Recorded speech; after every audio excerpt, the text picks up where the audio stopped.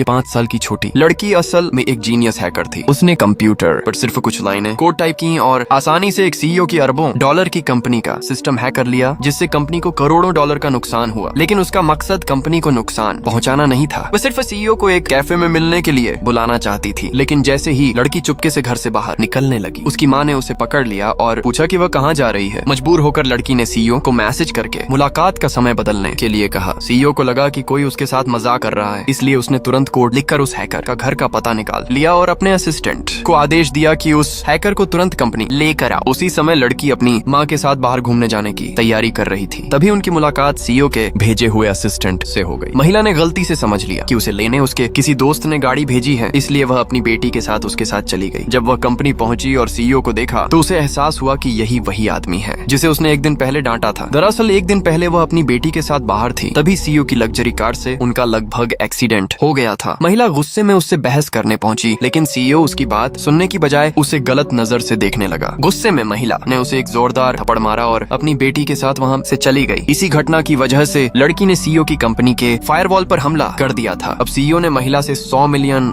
का मुआवजा मांगा। महिला पूरी तरह हैरान रह गई। उसे समझ ही नहीं आया कि उसने तो सिर्फ एक थप्पड़ मारा था, फिर उससे $100 मिलियन क्यों मांगे जा रहे हैं। जब सीईओ ने उससे पूछा कि उसने उसकी कंपनी के फायरवॉल पर हमला क्यों किया, तब जाकर महिला को पता चला कि ये सब उसकी बेटी ने किया था। महिला ने तुरंत सीईओ से माफी मांगी, लेकिन उसने धमकी दी कि वह उसे जेल भिजवा देगा। तभी अचानक सीईओ का बेटा वहां आ गया। उसने अपने पिता को धक्का देकर दूर कर दिया और कहा कि वह उसकी माँ को परेशान न करे। महिला हैरान रह गई, क्योंकि उसका तो कोई बेटा था ही नहीं। उसने लड़के से कहा कि वह उसकी माँ नहीं है, लेकिन लड़के ने कहा कि उसकी खुशबू बिल्कुल उसकी माँ जैसी है। सीईओ ने देखा कि उसका ऑटिज्म से पीड़ित बेटा पहली बार किसी के इतना करीब आने के लिए तैयार हुआ है, इसलिए उसने महिला के सामने एक सौदा रखा। उसने कहा कि अगर वह 3 महीने तक उसके बेटे की घर में रहकर देखभाल करने वाली नैनी बन जाए तो वो फायरवॉल हैक करने का पूरा मामला वापस ले लेगा। महिला इस शर्त पर तैयार हो गई कि वह अपनी बेटी को भी अपने साथ रख सकेगी। कुछ ही समय बाद महिला अपनी बेटी के साथ सीईओ के घर रहने पहुंच गई। जब वह लड़के के साथ खेल रही थी, तभी उसकी नजर लड़के की बांह पर लगे एक घाव पर पड़ी।